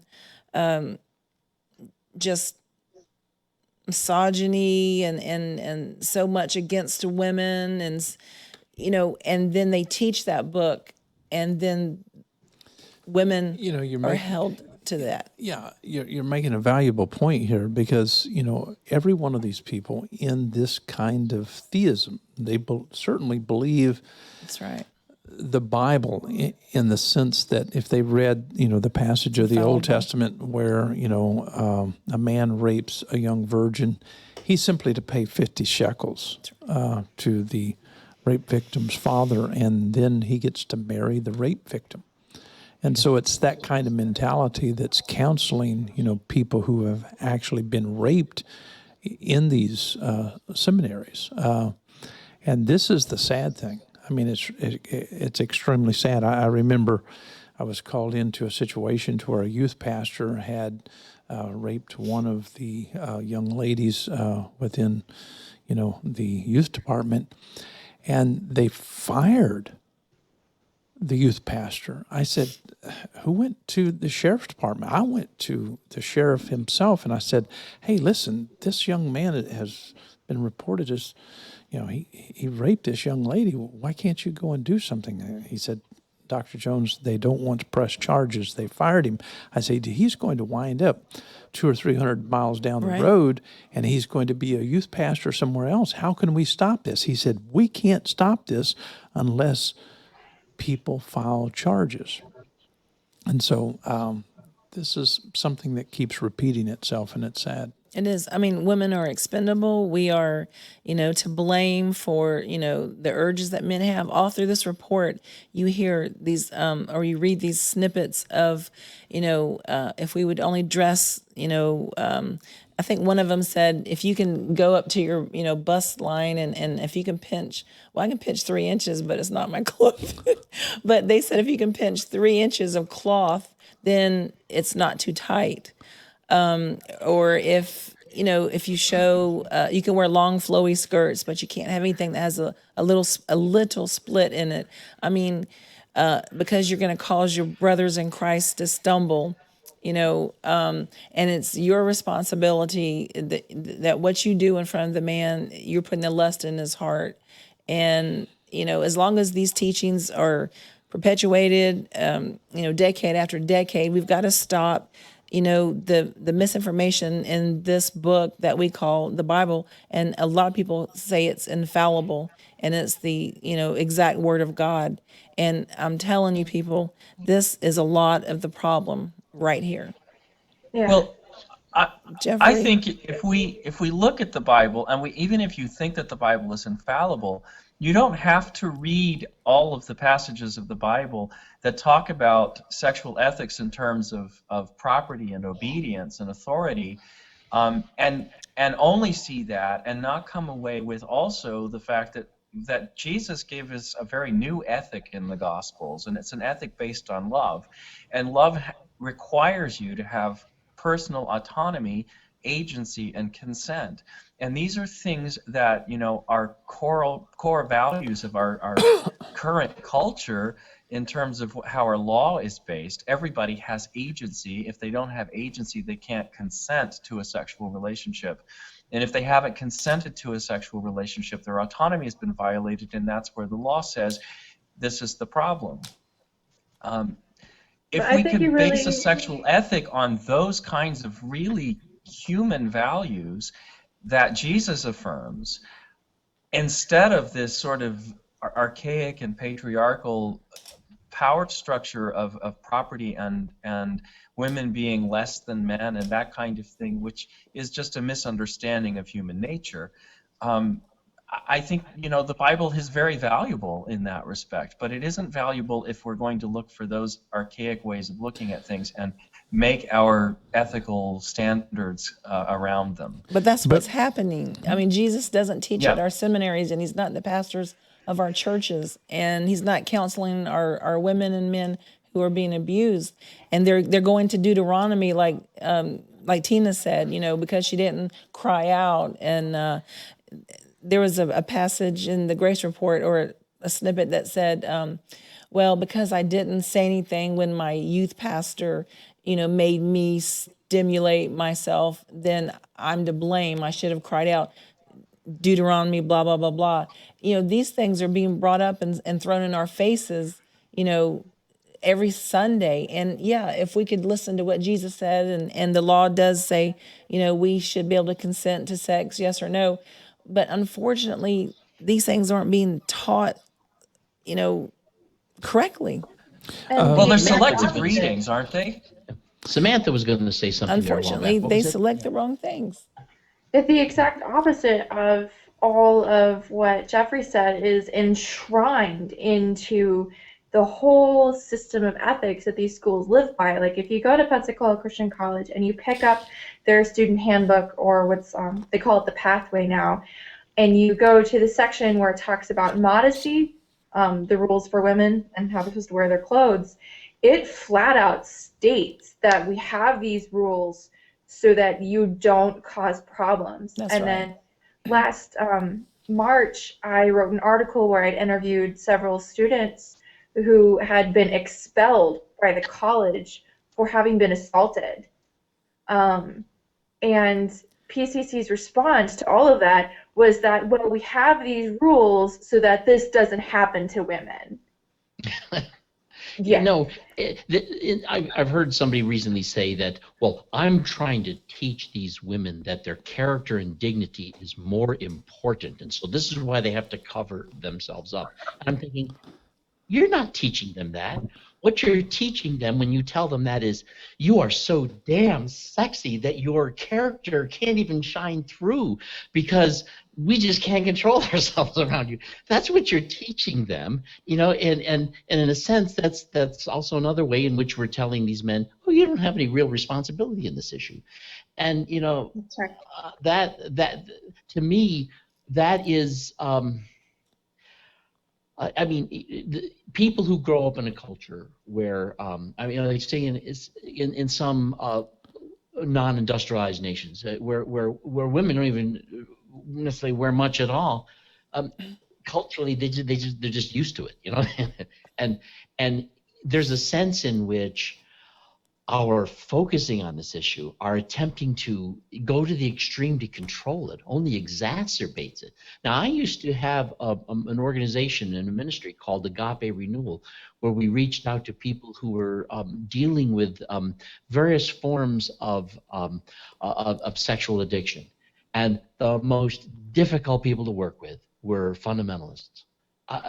They were the most, and not necessarily because they were resistant, but because a part of the core problem in any kind of addictive behavior, whether it's shopping too much or gambling too much or risking too much or whatever, in any behavioral addiction, a core value of self-shame is a powerful aspect of it. And when you're taught that, well, you're just a sinner by nature and you've got all these problems, and the people who truly feel inadequate as human beings, inadequate in front of the very face of God, these are people whose level of shame is going to make it so much more difficult for them to get a handle on what's going on and to actually really take responsibility for their behaviors. It was a shame the way that it worked, but they were the most difficult people to work with. I wanted to state something to Jeffrey. I think that your viewpoint toward Jesus is powerful. Jesus seems to make some awesome statements concerning love and the value of life and being ever so gentle and tender and long-suffering and very caring. I like that. But my point is, and possibly question, do we really think that these people at Bob Jones University and Pensacola Christian College are teaching like you think about Jesus? No, I never encountered that Jesus when I was growing up at Bob Jones University. See, that's the I point heard that my about wife him. is. That's the point that my wife is making. She's not I trying read to. about him in the Bible, but I never encountered him because there was always a Jesus who was waiting with a big hammer in the That's right. sky, waiting Right. to smash me over the head if I stepped out of line. It was See- always a Jesus who was out to get me. Right. And Either that or standing between you and Daddy, who's out to get you. Yeah. See, you Right. you have a wonderful Right. understanding of yourself, your friends, humanity, Jesus. But what we're not dealing with people who really have a good understanding of humanity themselves and Jesus. They don't have a good understanding of themselves. Exactly. And so, I think, when- you deal with a lot of personality disorders like narcissistic personality disorder in a lot of these people. And if you're looking for an external, I think earlier in the conversation we were talking about, somebody who had demons cast out of them. Well, the problem that person was having was an internal problem. It wasn't because of some demon, some external force that came and made him do something he didn't want to do. It was something that was inside of him that he wanted to do.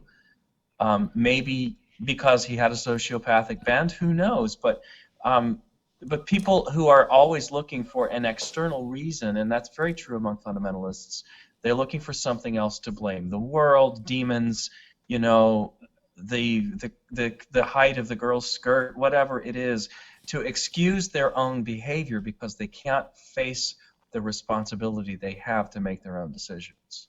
Right. I want to ask Tina a question, and please don't answer this if it's too painful to answer. I don't want you to put yourself through something that would be too painful. But Bob Graves, he just sent me a link to something that's on Wikipedia. Anderson charged that Phelps forced her to confess her sin before the congregation, covered up the crime by sending her to Colorado during her pregnancy, and had her give up her child for adoption. Can you talk about how painful it was to give up your child for adoption and being forced to? It ripped my heart out. I think that's probably one of the toughest things I've done ever. I think, you know, I was semi-given a choice because I was given several surveys that I could choose from, like these 3 couples, but I was told that if I didn't cooperate, I wouldn't be given a choice at all. I can tell you that my daughter is almost 17. She'll be 17 in March. And I'm really hoping that when she's 18, I'm able to see her and have contact with her, because she may have been the product of a rape, but that doesn't mean I don't love her. And that has been probably the hardest thing. And it's excruciating. Can't imagine. I can see that. When we looked at our grandson the other day, Connor, and I'm thinking about this young lady giving up her child. This is just tearing me apart. And there's something so goddamn wrong about people trying to control other people. I mean, this is a child. And this was a child who was raped, and a child who had to lose a child on top of it. I mean, this is horrible. And Chuck said it's because Tina answered the door. You know, wow. I just don't know what to say. I really don't. I applaud your ability to get through this. Wow. You are one strong young lady. And I believe your daughter. I believe that you'll get to see her. I'm not Yes. like I don't have a vision or anything, but I believe it'll work out, and it'll be a hard thing to tell the story to her if you choose to. I mean, I don't know how you couldn't, but man, what Jeffrey said about you are just strong, and Samantha definitely strong, and I admire you two young ladies so much. Samantha, you said you wrote a piece. Tell us where we can find some of your writings. I blog at defeatingthedragons.wordpress.com, although I'm moving to my own self-hosted space soon, and that'll be samanthapfield.com. The post that I wrote about PCC is actually at Pathos under this Slacktivist channel. I can send you the link. Okay. I was talking to victims for months, and ultimately I was only able to include 3 stories, but I talked to dozens of women and men who ultimately decided they didn't want to get involved, naming names and all the rest. You know And what? some of I them, think I've read some of your stuff. Yeah. I do. I remember, and I'm like, wow, it'd be great to have her on the show and talk about PCC. This is weird. I'm recalling this now. yeah, it was a big to do. It went viral. Yeah, good for They were not yeah. I expecting read it. that. Like, I called PCC, it was just like, would you like to put a statement? And they're like, no, we don't respond to blog type articles. And then it went viral. And then they released a statement. Good for you. You know, Good honey, for what we you. need to do, we need to get these two young ladies and some of the people they would advocate to come back on and do a show on how to get past all of these problems that so many have gone through. Because I can't imagine the kind of pain that Tina has gone through. I can't imagine the kind of pain that Samantha has gone through, and for some reason they've made it. And Jeffrey, I mean, I mean, just Jeffrey, because you're a wow. guy, I Yeah. don't want to leave you out. No, You know, honestly, Jeffrey, when Well, go ahead. I want to say, I'm a guy, and I'm a guy who's been open about this, but I'm not the only guy that has this story. Sure. I'm not the only guy that has a story to tell. I know lots of guys because I've been open, because I've been forthright about it. And as Tina says, they're not my stories to tell, but I can tell you there are a lot of men who are affected by sexual abuse and sexual assault. A Yeah. lot. Yeah. According to the RAINN, the Rape and Incest Survivors Network, and I think it's rainn.org if you're interested, 1 in 4 women is raped by the time she's 18 years of age. 1 in 6 men. Those are the national statistics. 1 in 4 women and 1 in 6 men. Boy, we have a lot of growing up to do, don't we? And I think one of the bottom lines here is, what will Bob Jones University do with this information? And will it be kind of a domino effect to help other, theological institutions, private universities? I hope so. I hope so. But I still, in my gut, I still feel that we have this failed information that we're, teaching our young people, and it's just going to keep going and going and going and repeat itself. And we need I people. really think that people like Chuck Phelps need to be challenged, and I'm talking about openly, because it's true, so true that so many people in leadership positions, as long as they are in leadership positions, we will continue to see these same scenarios play out. And until they are confronted, I think we're going to see many, many people hurt, many, many people suffer. And so it's going to take, some confrontation. It's going to take people who are willing to say, hey, we're willing to go the extra mile to put a stop to this nonsense. And so we are nearing the end of the show, and I'd like for each and every one of you guys to just share what you want to share at the end here. You guys were so wonderful in coming together. It's at the last moment. And Jeffrey, I can't thank you enough. You put together a wonderful group of people to be on the show tonight, and you've done an awesome job. I can't brag enough about you. And so why don't you... They're my friends. I mean, you are an amazing gentleman, and we want to support everything that you're about because, you've always demonstrated that you have a heart for human beings. And wow, you're gay, and we're proud that you're gay. And, Can I say something about that real quick? When I first noticed you on Facebook,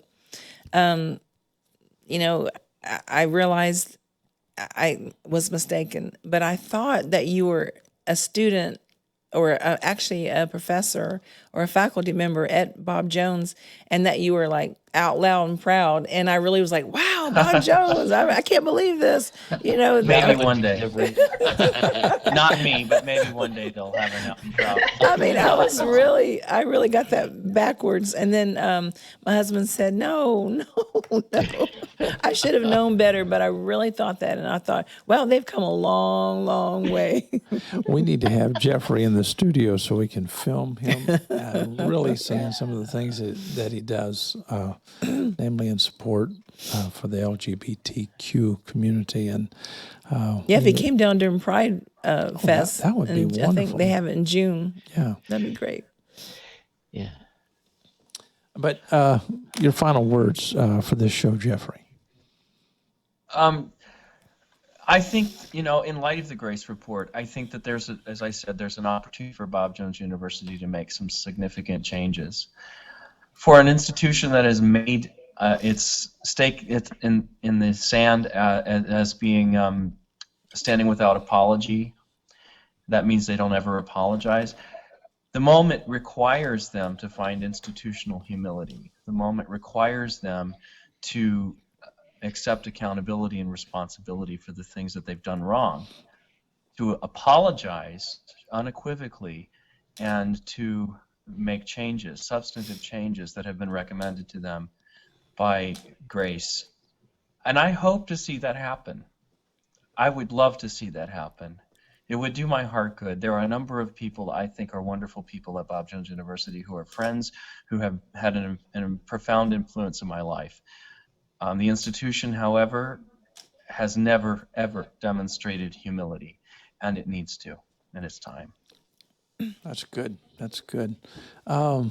Tina, last words. I would like to hold out hope. I'm not holding my breath that there's going to be a lot of changes, but I would like to see it. I will keep speaking out because it needs to happen, because if we don't speak out, then there will never be change. And there's going to be victims, but how we respond to them and how we show them love will change the rest of their life. Whether we show them grace and show them love and show them mercy and see them go down a great path, or whether we're harsh and cruel and see them struggle and struggle. So my heart is really to help people understand, and I hope that they can read this Grace Report and understand where Boz and his team are coming from, that they need to change because they're really hurting so many people. And it's essential for Bob Jones to change because they are sending so many people not into just the area around Greenville, but all of the U.S. and really into the world when they send missionaries out. So they're affecting people by their policies and by their things all over the world. Excellent. Thank you. Yeah, Yeah, that was I mean, great. each of them has had a different perspective. Yeah. Samantha.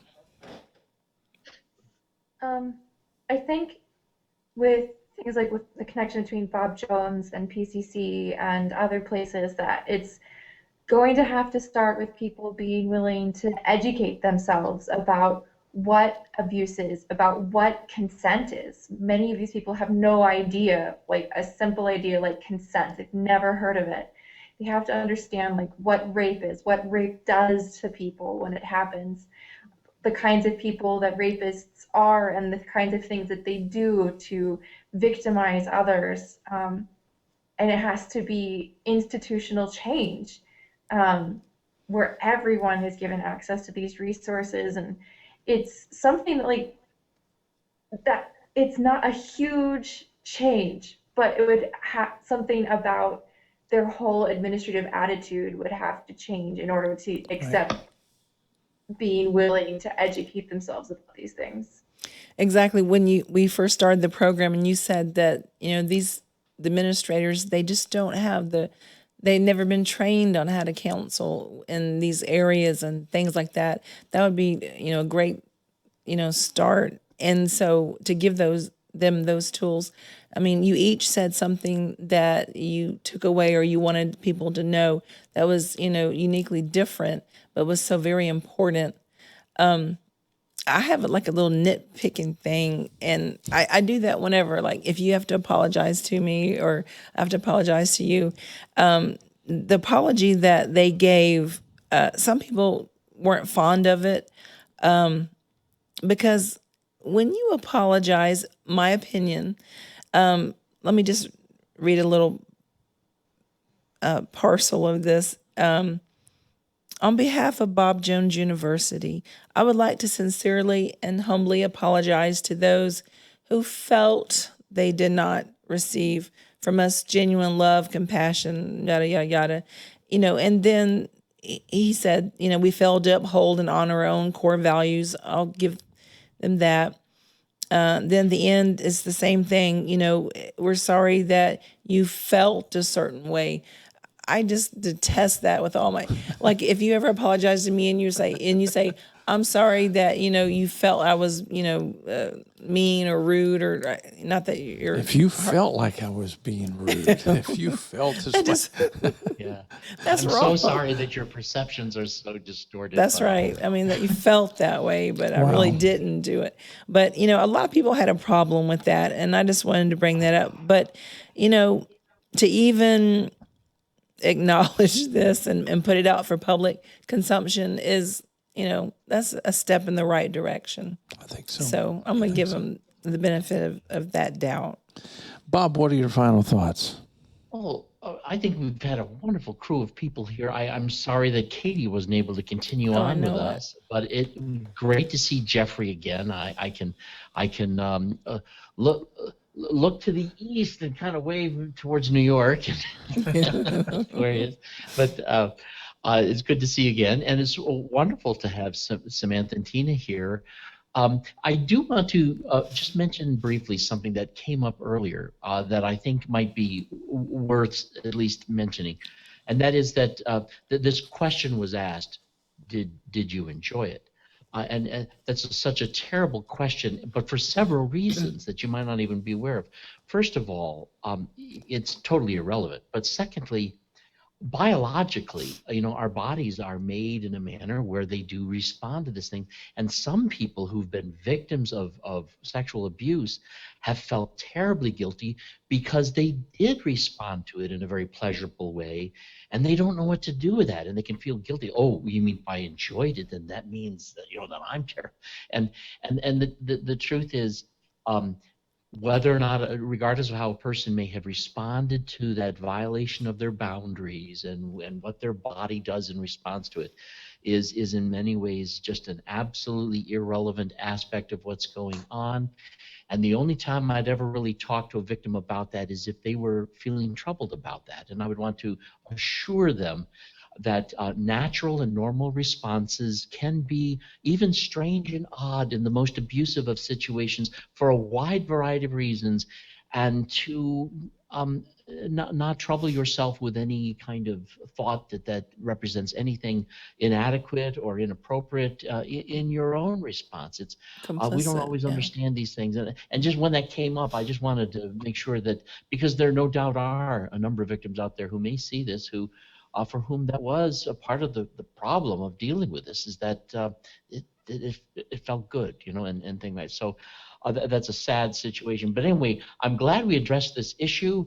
I hope that it makes a dent. I hope it continues on. I hope that we're only one of many voices that deals with this, because this kind of fundamentalism that just thinks that we're on a mission from God and we can't admit to anything wrong, and that has particularly this Jay Adams approach to it, and that wants to. I just can't even yet wrap my mind around this idea of blaming people who have been violated for God needing to straighten things out in their life. This is just atrocious to me. But anyway, I am so glad that we've had these wonderful people with us, and I certainly hope that Tina one day gets to see her daughter, and that there's a reconciliation there, and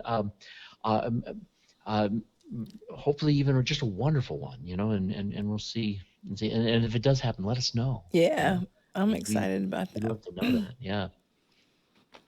Well, we've come to the end of the show, We and have. maybe we need to contact Chuck Phelps and don't see, think I'm not see gonna what the contact him. problem was. I mean, come on, let's get to dealing with real problems, because that's what the cult of honesty is about. I mean, come on, we I can't. talked to him, sure. Yeah, we can't run away from this, Bob. We need to approach it. And so many people are being hurt, and we hope to make some differences, namely in people's lives. And That's why I love having my wife on the show.